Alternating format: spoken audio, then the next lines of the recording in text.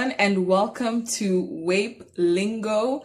I am so thrilled to finally welcome you on this particular platform where I'll be talking about everything West African Pidgin English, or Wape as I like to call it. My name is Lolly and I am a sociolinguist, and that basically is someone who is very passionate about language and people at the same time. So we kind of found a way to put these two together.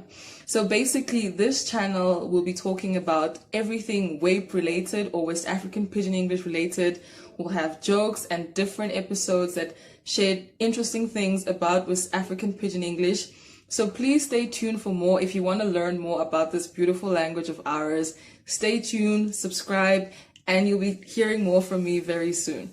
So some of you are probably wondering why I'm referring to West African Pidgin English as if it's one particular language spoken in West Africa. And you must have heard of like other pidgins like Nigerian Pidgin or Ghanaian Pidgin English or Cameroon Pidgin English spoken in these countries. So why West African Pidgin English?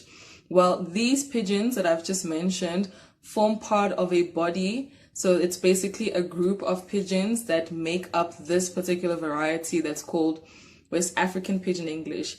And the reason for this is, I think I'll first go to what a pidgin is, and then we can know why West African Pidgin English is called West African Pidgin English. So a pidgin is basically a language that a group of people don't have in common, and they have to speak to one another. So this usually happens when there's trade or there's some sort of contact, because you know West Africa is very multilingual. And then it just so happens that we had settlers, so Portuguese settlers or the British settlers who came into West Africa. So because these West African countries are like relatively close to each other, you would then hear a similar type of pidgin. I mean, although the pidgins are different in the sense that they have bits of their indigenous or local languages, you would still hear some sort of words that are universal in most of these West African countries. Like if I say something like "wetin dey happen," you know, most Nigerians can understand that, most Ghanaians can understand that, and people from Cameroon can understand it as well. So we've picked certain words and phrases that are used that are sort of universal in most West African countries, and that has helped us form a variety called West African Pidgin English.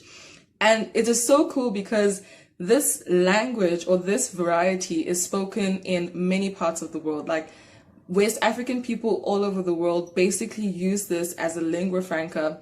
I personally am not in a West African country right now. I am in South Africa, and many West African people use this language variety as sort of a way to unify themselves and identify themselves as West Africans. But it is so cool. Now, I know it says West African Pidgin English, but it sounds absolutely nothing like English.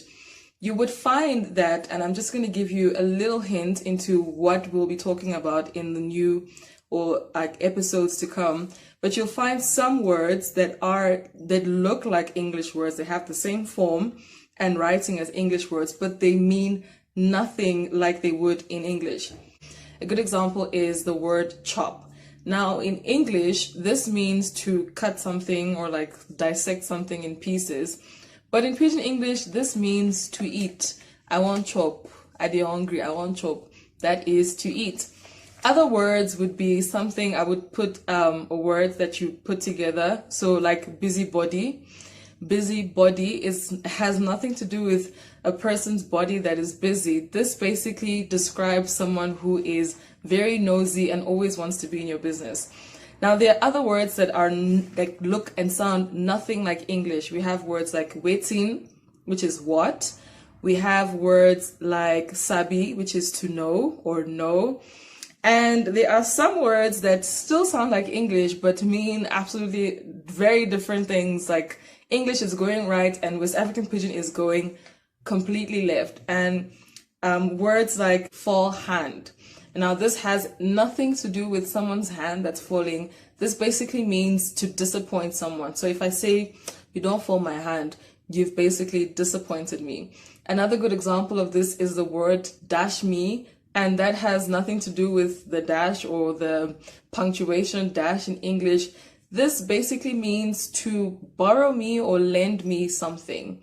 So West African Pidgin English is a beautiful language, and I think it is a language that really showcases the beauty of linguistics and just linguistic diversity, especially in Africa. And I'm so passionate about West African Pidgin English, and I can't wait to share a lot more with you guys on West African Pidgin English on this channel.